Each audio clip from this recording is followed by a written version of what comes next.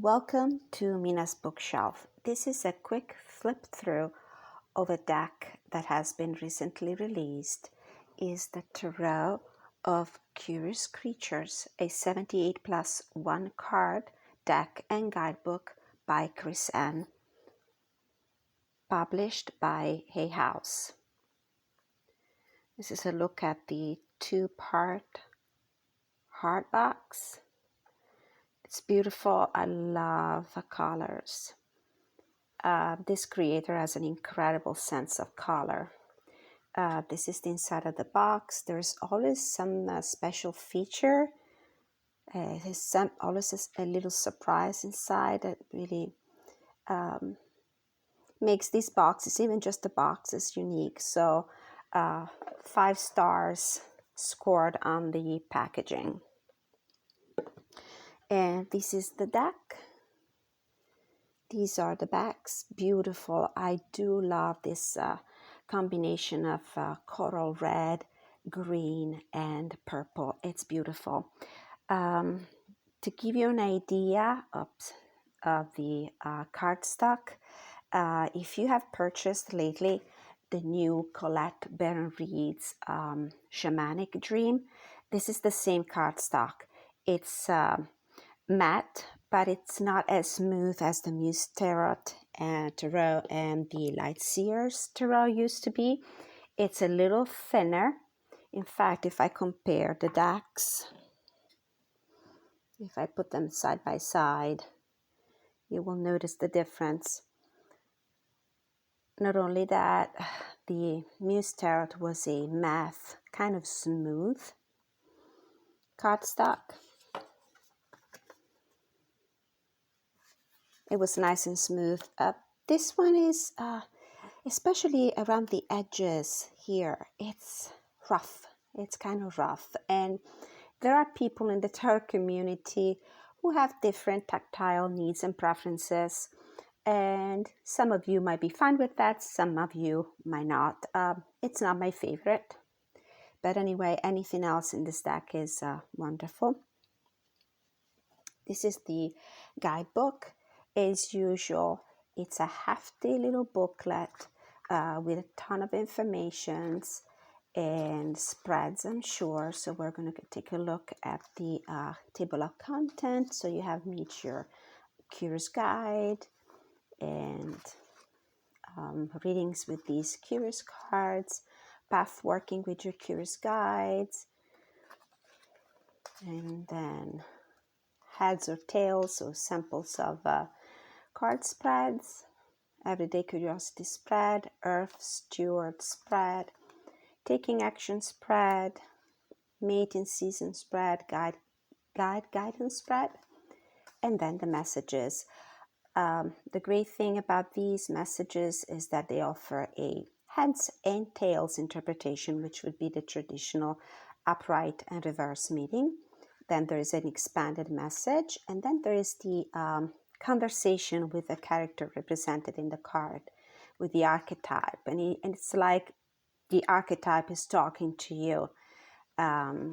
So original, I have to say, unique. There are no thumbnail pictures, just the write-up, and that's okay.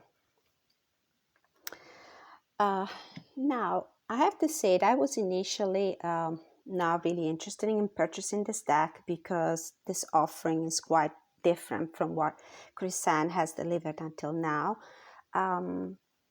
These cards have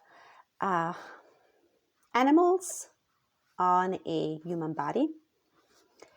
But then I looked at the preview on YouTube. Somebody was offering an advanced review of the deck, and I just fell in love because I found that the colors were so vibrant and the artwork was just amazing. So I'm happy I gave this deck a chance. I really like it. I love the borders. I'm not one of those who would just chop borders off the decks. These are just perfect, and I love the fact that the artwork sometimes goes even beyond, and it gives you this idea of three-dimensionality, kind of perspective. So we have two Fools cards. The Fool 2.0.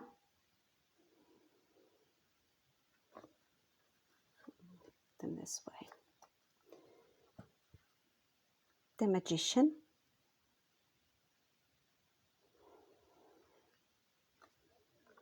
The High Priestess.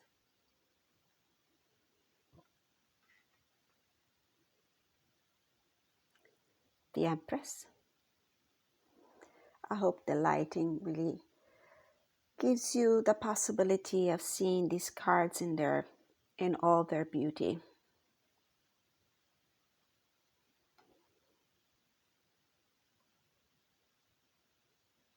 They're still in order. I haven't used them yet.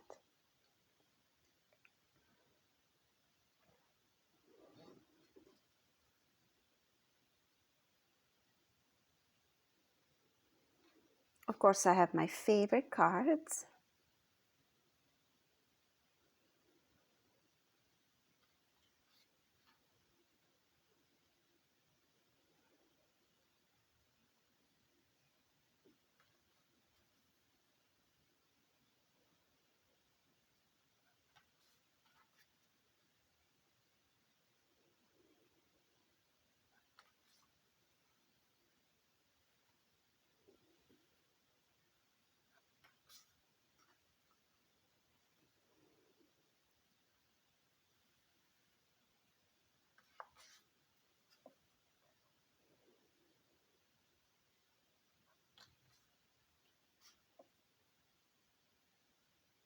I love this devil card with the two humans in the cages.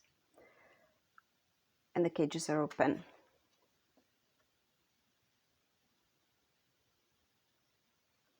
The colors are amazing. It's the thing that won me over.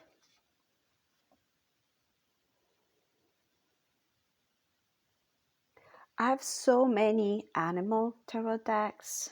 I initially thought I don't need another one. And I also have the Bohemian animal deck that offers this anthropomorphized, I don't know if this is the right word, the Fantastic Menagerie by Baba Studio. And I thought I don't need another deck of this kind. But then I looked at the colors and I thought this is unique. It really is. And so stylish. There are elements in each card that will help you identify and remember the meaning of the cards very easily. It follows the RWS system.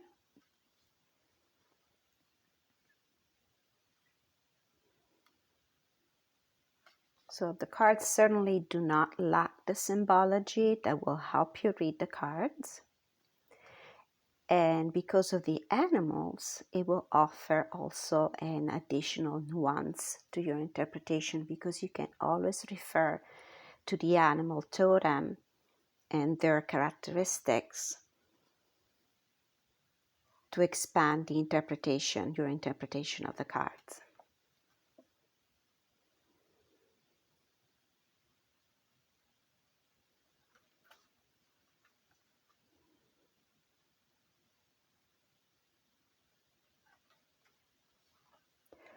Love this Queen of Wands, and I love the armchair.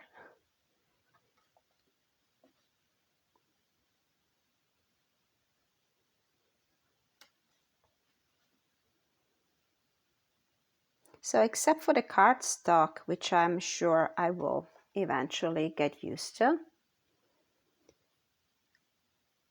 I have only positive comments about this deck. I was also thinking of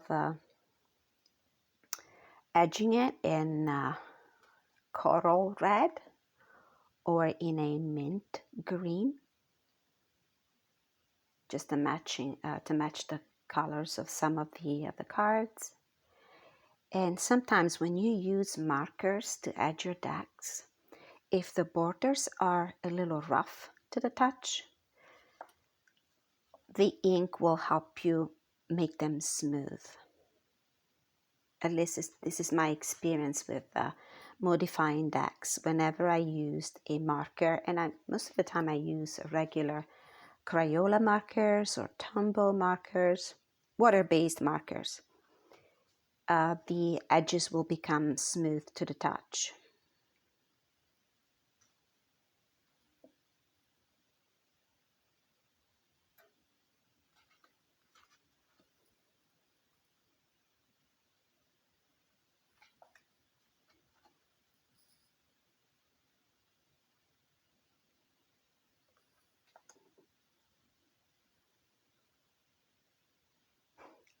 I do love the choice of upholstered furniture for the core cards.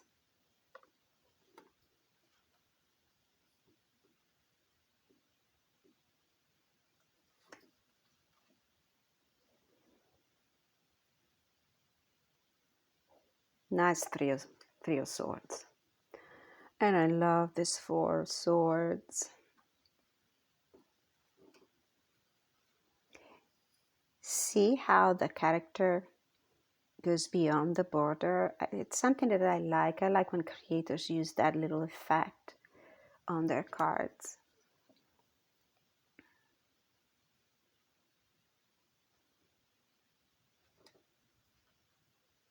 That's a very interesting 6 of swords. There's obviously a reference to the fable, Aesop's fable of the turtle and the hare. So it's going to be interesting to read. Maybe we'll take a look at the guidebook to read to see if the creator made any explicit reference to that fable, to that theme.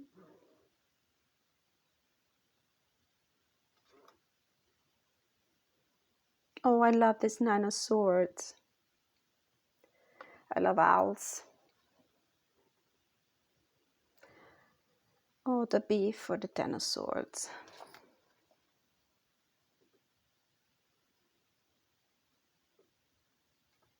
Let's see if I can adjust the lighting here. See if that helps at all. Probably not.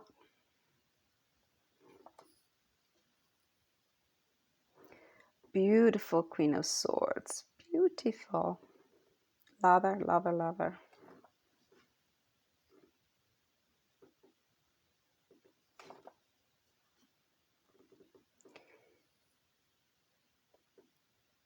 There's always something about the suit of Pentacles and the fact that traditionally it's associated with the green color that makes my heart sing. I do like it. I think it's my favorite suit.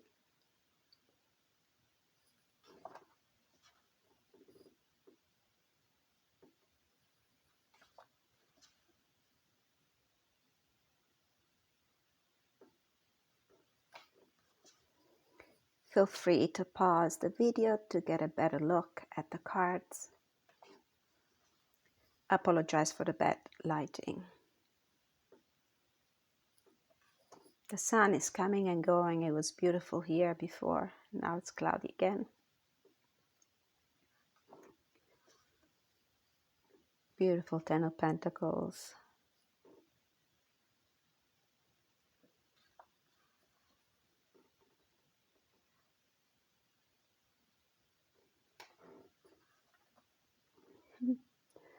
The Knight of Pentacles.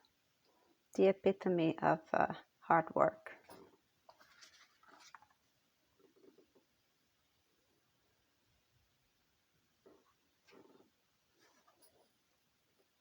You can, of course, combine this with an animal oracle deck.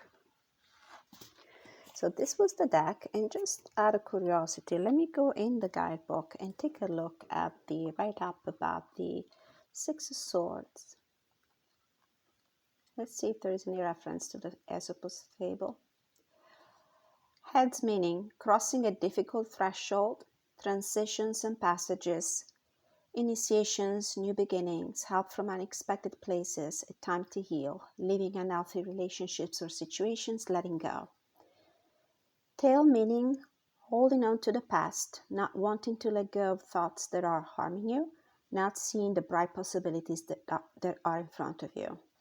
And then the expanded meaning, feeling lost, confused, bad hair day, moments of turbulence and loss mark the onset of our greatest periods of breakthrough and change. Blah, blah, blah, blah, blah. Let's see. No, it doesn't. Turtle and hare conversation. Sometimes we get stuck in the conventional roles we feel we were assigned. How can you flip the expectations others have placed on you? Are there any expectations you have placed on yourself that need to be released? And if you could meander into the sunset with your perfect happy ending, what story of your life would you share? All right, so there is no reference, but how clever of Chris Ann to use that as a representation of the Six Swords archetype. All right, so this was a flip through of the curious creatures, and really curious they are, and very enticing is this deck, which I recommend. I really do. Thank you for watching, and I'll see you next time.